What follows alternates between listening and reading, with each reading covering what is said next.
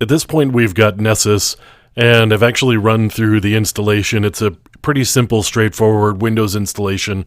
You just run the installer, puts everything in place. We do need a registration code, and you could get a professional feed, of course, which you would have to pay for, or in this case, we're just doing demos and working here on my home network. So I would do a home license and get a home feed. And it's pretty simple. You just register here. I would put in my name and an email address.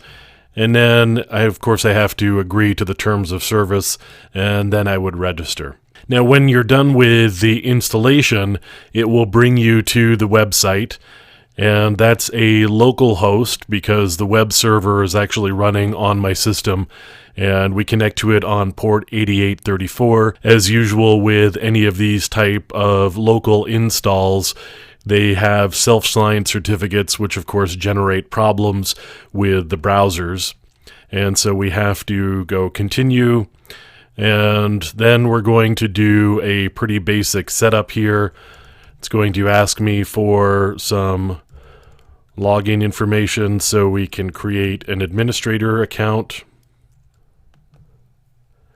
And now I need to provide the activation code that I received in email. And these activation codes are only good one time. So even in the case where maybe you're doing a lot of virtual machines and creating new systems and you want to do Nessus again, you can't reuse one of the activation codes. You actually have to go get another one.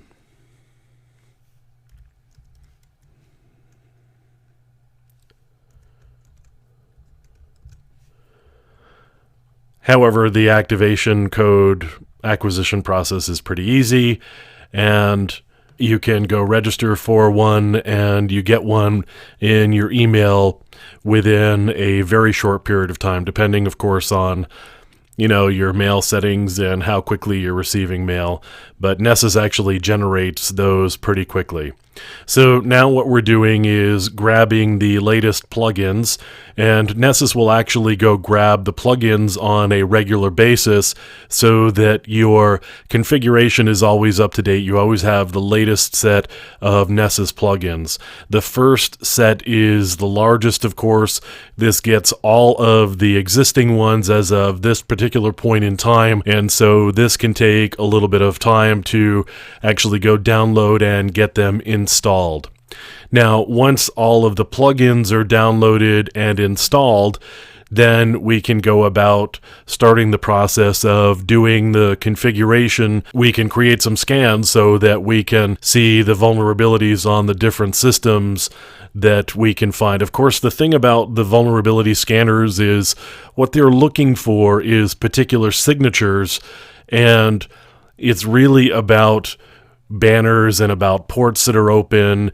It's not about actually exploiting code. This is actually a process that can lead to false positives, and we'll go through that a little bit later on. So I'm going to let the plugins download here, and then in subsequent lessons we'll be going through actually configuring Nessus and launching scans.